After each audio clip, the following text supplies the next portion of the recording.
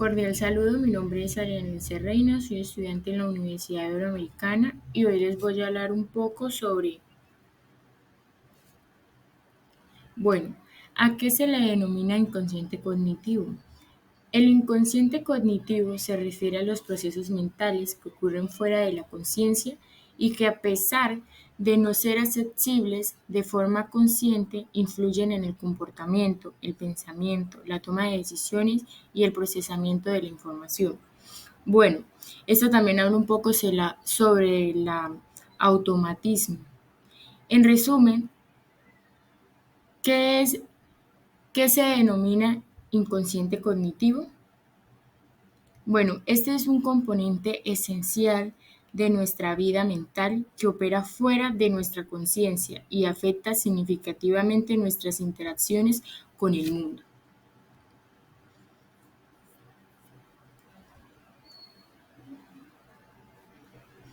¿Qué es la negligencia atencional y qué tipos existen? Este es un trastorno neuropsicológico que se caracteriza por la falta de atención o el descubrimiento de estímulos presentes en una parte del espacio, generalmente contralateral al lado de una lesión cerebral combinada. En el hemisferio derecho, bueno, las características principales de la negligencia atencional. Tenemos desatención espacial,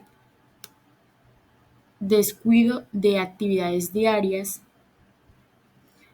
También no es un problema visual primario. Esta habla un poco sobre la negligencia. No se debe a una ceguera o déficit sensorial, sino a una alteración de la atención y procesamientos especiales.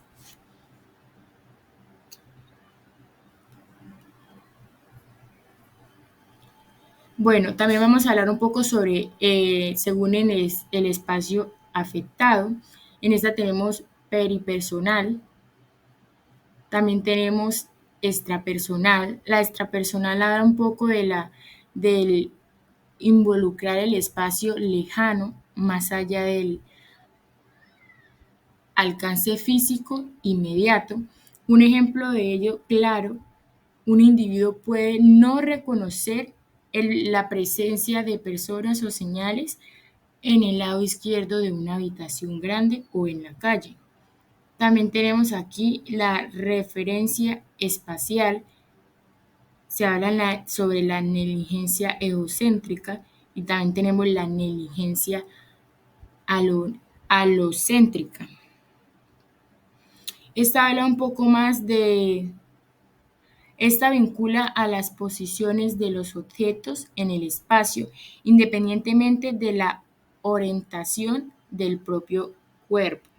Un ejemplo, un individuo puede no percibir el lado izquierdo de una figura dibujada, sin importar cómo esté girando la figura en relación a él.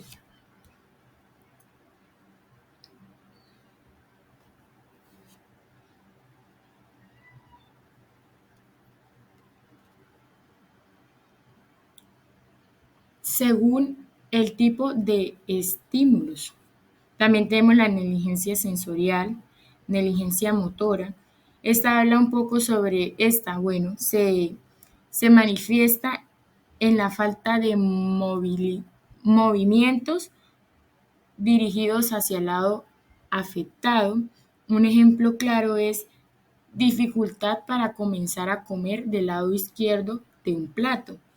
También tenemos la conciencia de la negligencia. Esta es la negligencia consciente y tenemos la negligencia inconsciente. Para más claridad, una descripción sería: la persona no es consciente de la omisión de estímulos en el lado afectado. Y un ejemplo sería: no te das cuenta de que una mitad del campo visual no está siendo procesada.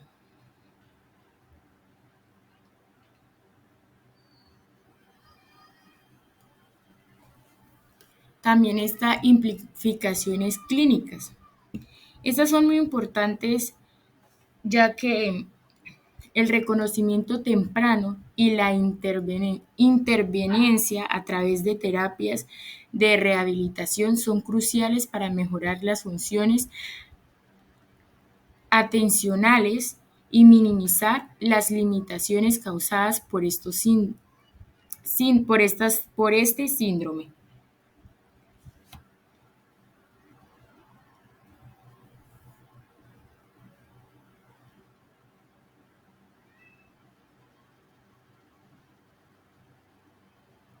¿Qué es el aprendizaje inconsciente y qué evidencias hay a su favor? El aprendizaje inconsciente, también conocido como aprendizaje implícito, se refiere a un tipo de aprendizaje que ocurre sin la necesidad de un esfuerzo consciente o deliberado. Este proceso permite a los individuos adquirir habilidades y conocimientos a través de la repetición y la exposición a estímulos, sin que sean plenamente conscientes de lo que están aprendiendo. Un ejemplo claro, una persona puede aprender a montar bicicleta o tomar un instrumento musical sin poder articular específicamente las reglas o técnicas involucradas en estas actividades. Características del aprendizaje inconsciente. Tenemos la automatización, también tenemos simplicidad y eficiencia, interacción con el aprendizaje explícito. Esta es, aunque el aprendizaje implícito ocurre sin conciencia, puede influir en el aprendizaje explícito y viceversa. Ambos tipos de aprendizaje pueden interactuar y complementarse entre sí.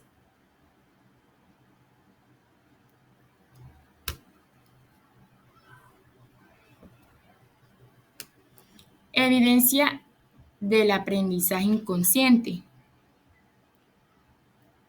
Aquí hicimos un estudio donde claramente el profesor Freud demuestra que áreas del cerebro como los ganglios basales son fundamentales para el aprendizaje implícito. Bueno, la actividad del núcleo estriado, la actividad del núcleo estriado que forma parte de los ganglios basales se activa durante tareas relacionadas con el aprendizaje implícito. En resumen, el aprendizaje implícito es un proceso fundamental para nuestra supervivencia y adaptación, permitiéndonos aprender habilidades esenciales sin necesidad de un esfuerzo consciente y constante.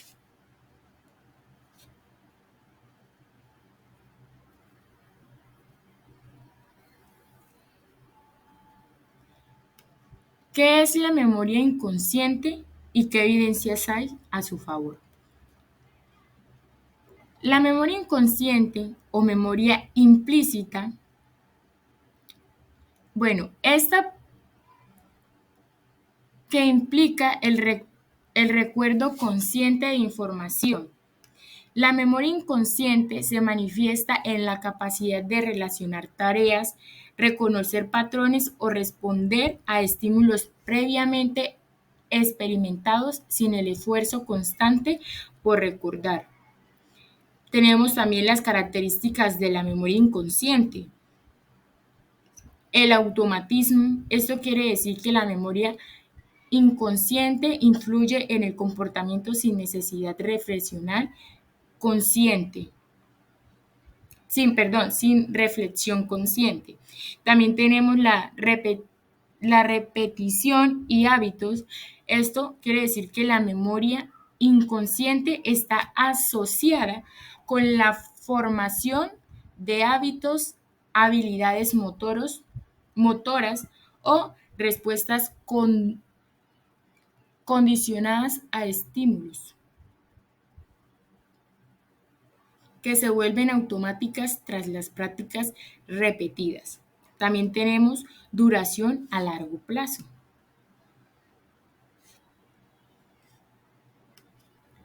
Bueno, evidencia a formar a favor de la memoria inconsciente. Imprimación, evidencia y estudios de ansiedad. ¿Esto qué es? Los estudios con personas que sufren ansiedad proporcionan una de las pruebas más contundentes de la existencia de la memoria inconsciente. Las personas con ansiedad no pueden formar nuevos recuerdos explícitos, pero aún solo capaces de aprender nuevas habilidades o mostrar efectos de Prince. Evidencia. Un ejemplo muy claro, clásico en el caso de HM. Un paciente que tras la expiración de parte del cerebro relacionadas con la formación de memorias, no puede recuperar eventos recientes. Sin embargo, puede aprender nuevas habilidades motoras, como tareas en las que él tenía que dibujar en el espejo, aunque no recordaba hacer practicado. Su rendimiento mejoraba con el tiempo, mostrando que su memoria implícita está intacta.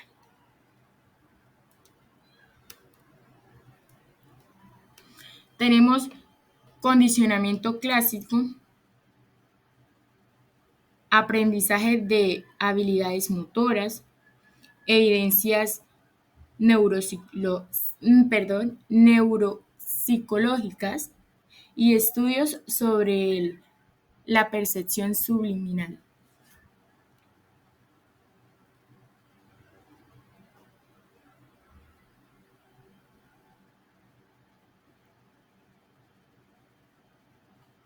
Síndromes neuropsicológicos de los que afectan la percepción y la atención. Entre ellas tenemos disociación entre percepción visual y atención selectiva. Una de las disociaciones más relevantes en los trastornos neuropsicológicos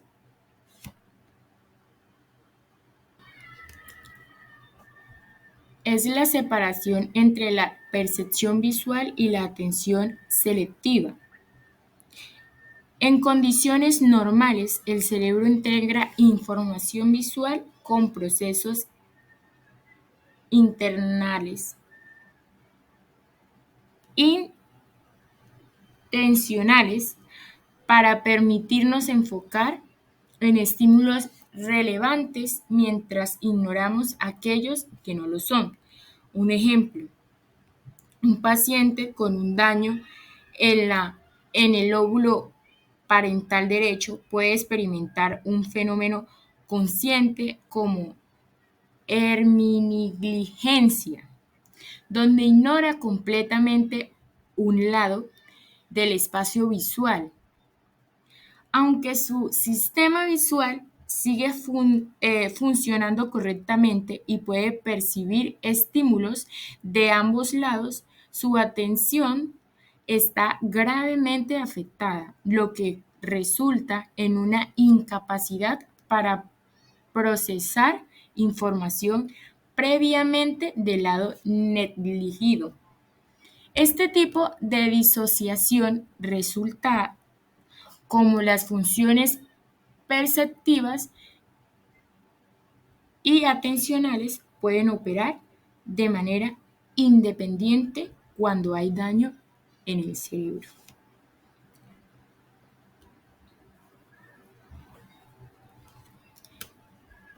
tenemos otro caso que es disociación entre procesamientos emocionales y atención. Otra forma de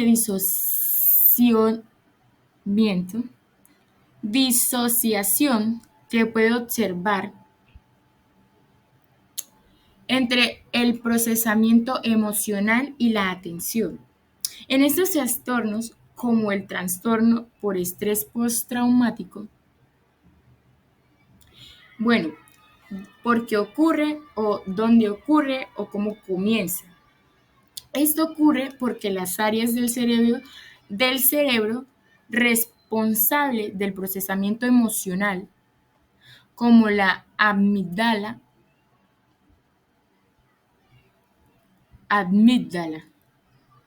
pueden interferir en las redes neuronales involucradas en la atención.